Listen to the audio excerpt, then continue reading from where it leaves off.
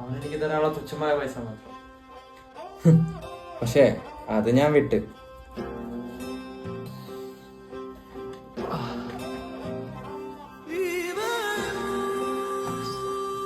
ജീവനോടെ കൊന്നിട്ടോ അവനെ എനിക്ക് എങ്ങനെയാണെന്ന് കിട്ടിയാൽ മതി.